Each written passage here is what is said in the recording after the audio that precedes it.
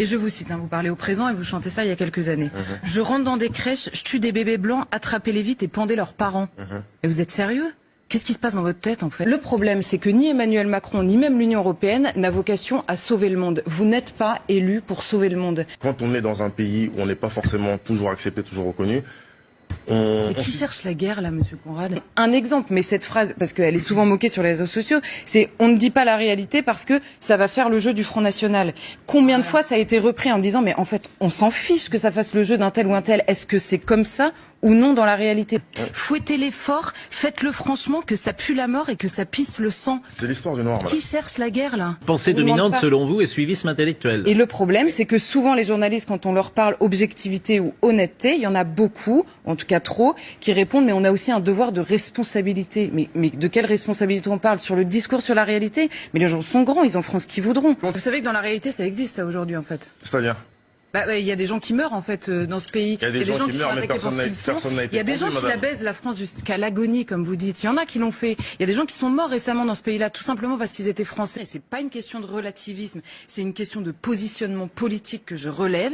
Il y a des victimes et des victimes d'actes parfois beaucoup plus graves. On parlait à l'instant de cette jeune fille qui avait été violée parce que toutes les Françaises sont des putes, violées et tuées. Elle en est morte après avoir été violée. Ça ne fait pas la une des journées. Ça ne fait pas des émissions. C'est simplement Je ne suis pas sûr que ce que vous disiez soit juste. Ouais, bien sûr que si. On parle de racisme anti-blanc, c'est en permanence un sujet de discussion. Est-ce qu'il existe ou pas le racisme à l'égard des personnes noires? Personne ne remet en cause son existence. Déjà, sur la question de l'esclavage, je crois que tous les peuples du monde ont réduit leurs voisins en esclavage. Ça existait partout dans toutes les civilisations. Les Noirs ont vendu leurs frères noirs. Ouais. Les en tant Arabes... qu'industrie, c'est l'Europe C'est à moi de blanche. parler là, par pitié. Quoi. Qui doit faire 10 fois 10 fois plus d'efforts que les autres pour être reconnu. J'ai fait ça. Mais vous voulez vraiment être reconnu avec ces paroles-là? Excusez-moi, mais moi je vais vous parler. Je vous demande de prendre le temps d'écouter l'album. Je vous demande de prendre le temps d'écouter le bourdonnement des colibris qui explique mon histoire. C'est très poétique.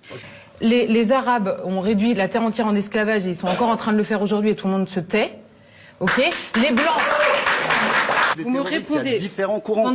Quand je vous dis. Quand je vous dis que l'islamisme est une des conséquences effectivement d'une immigration non contrôlée et que je vous prends l'exemple du Bataclan, vous me répondez que c'est un fantasme d'extrême droite. Enfin, vous vous rendez compte de ce que vous dites quand même. Le Bataclan, c'est pas un fantasme, me semble-t-il. Sur cette histoire précise de l'esclavage, les Blancs ont évidemment participé à l'esclavage, mais ils sont quand même surtout connus dans le monde pour l'avoir aboli. Et c'est les seuls à l'avoir fait. Je suis français, je suis né dans ce pays. J'imagine qu'on est à peu près de la même génération. Peut-être. Voilà.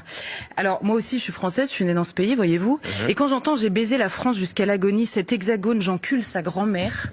En fait, la grand-mère de cet hexagone, c'est la mienne, voyez-vous. Donc, si ce pays est insupportable et que vous avez envie d'enculer sa grand-mère, comme vous dites, mais la porte est ouverte, en fait. Mais pardon, mais une gamine de 18 ans qui est violée parce que toutes les blanches sont des putes, pardon, mais il faut m'expliquer ce que c'est si c'est pas du racisme anti-blanc. Il y a un moment, il faut arrêter de dire n'importe quoi. La préfecture de police, souvenez-vous, on a un ministre de l'Intérieur juste après qui nous dit on va commencer par prendre une mesure, on va désarmer les policiers radicalisés. Pardon? Donc il y a des policiers radicalisés déjà, première nouvelle. Ensuite, il y a des policiers radicalisés qui ont encore des armes. Deuxième bonne nouvelle. Enfin, franchement, on a l'impression de marcher sur la tête. Donc on a encore une fois un président de la République qui nous chante hier les louanges de son Premier ministre en nous disant que le cap est bon et que ce cap qu'il donc suit depuis 3 ans a été parfaitement suivi par lui et son Premier ministre qui sont d'accord sur tout. C'est ça qu'il nous a dit hier, quand même. Le lendemain, il change de Premier ministre. Pourquoi? Parce que nouveau chemin, nouvelle étape. Non, parce qu'il nous prend pour des cons. Enfin, excusez-moi de dire comme ça.